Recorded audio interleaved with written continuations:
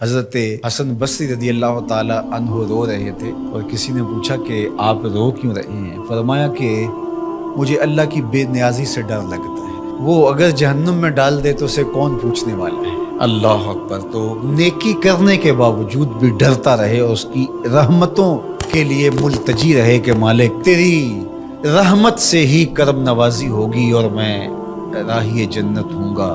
عدل کریں تے تھر تھر کمبن اچیاں شانہ والے، فضل کریں تے بخشے جاون میں ورگے منہ کالے۔ تو اس کے فضل سے ہی بات بنتی ہے۔ تو فرمایا مگر اصحاب یمین فی جنات، وہ باغوں میں ہوں گے، یتساءلون عن المجرمین، وہ مجرموں سے سوال کر رہے ہوں گے۔ یہ جنت کے اونچے مقام پہ ہوں گے اور ایسے مقام سے ان کو جہنم دکھائی دے رہی ہوگی۔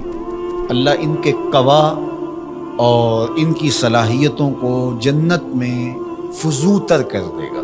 مقربین بارگاہ کی صلاحیتیں باقی لوگوں کی نسبت اللہ فزوں تر فرما دیتا ہے۔ آپ نے قرآن مجید میں یہ بارہا پڑھا کہ حضرت سلیمان علیہ السلام نے کتنے میل دور سے چیونٹی کی آواز کو سنا بھی اور اس کے مفہوم کو جو وہ کہہ رہی تھی سمجھا بھی۔ تو یہ صلاحیت ان کو عطا کی گئی۔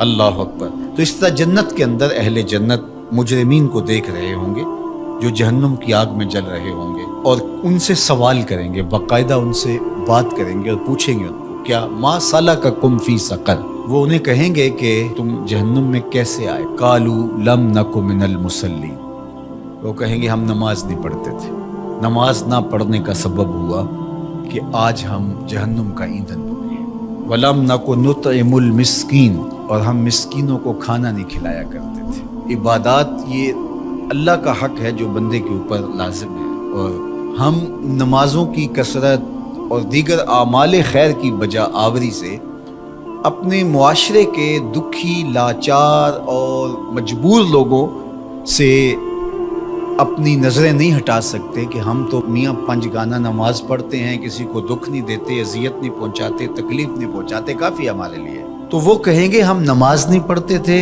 اور مسکینوں کو کھانا نہیں کھلاتے تھے۔ چلو یہ تو نماز بھی نہیں پڑھتے تھے، یہ ان کا ایک جرم، اور دوسرا جرم کہ وہ مسکینوں کو کھانا نہیں کھلاتے تھے اور جہنم کی آگ میں جل رہے ہیں۔ اور اگر کوئی نماز پڑھتا ہو لیکن مسکینوں کو کھانا نہیں کھلاتا، اچھا وہ اگر یہ کہے کہ میں کھانا اس لیے نہیں کھلاتا کہ میرے پاس مالی استطاعت نہیں ہے کہ میں کسی کی ضرورت کو پورا کر سکوں، لہٰذا میں بری ہوں۔ لیکن قرآن نے اس سے بھی آگے کی بات کی، جو شخص مالی طور پہ مستحکم نہیں ہے لیکن اللہ نے اس کو زبان دی ہے، اللہ نے اس کو اثر و رسوخ دیا ہے، وہ کسی کو ترغیب دے کر کے کسی دکھی کی ضرورت کو پورا کروا سکتا ہے، اور وہ کہے کہ جناب میری یہ ذمہ داری میں شامل نہیں ہے، تو قرآن نے اس کی بھی مذمت کی۔ وَلَا يَحُضُّ عَلَىٰ طَعَامِ الْمِسْكِينِ، فرمایا کہ یہ مسکینوں کو کھانا کھلانے کی ترغیب نہیں دیتا۔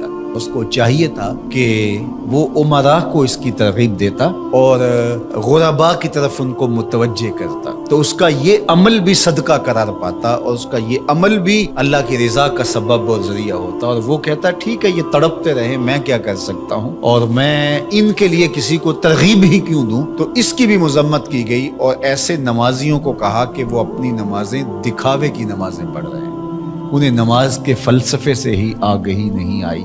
اگر ان کے دل میں گداس پیدا نہیں ہوا، ان کے دل میں نرمی پیدا نہیں ہوئی، معاشرے کے کمزور، پسے ہوئے، لاچار، مجبور، اراملہ، مساکین، یتامى کی مدد کے لیے ان کے اندر یہ جذبات پیدا نہیں ہوئے، تو وہ تہجد پڑھیں، وہ سجدے کریں، وہ لمبی قرات کریں، لمبی نمازیں پڑھیں، تو کہا کہ وہ اپنی نماز کے فلسفے سے ہی آگاہ نہیں ہوئے۔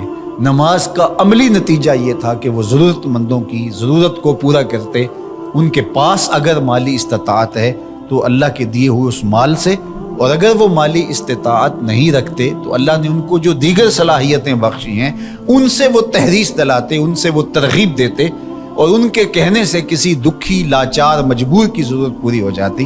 تو یہ ان کو کرنا چاہیے تھا۔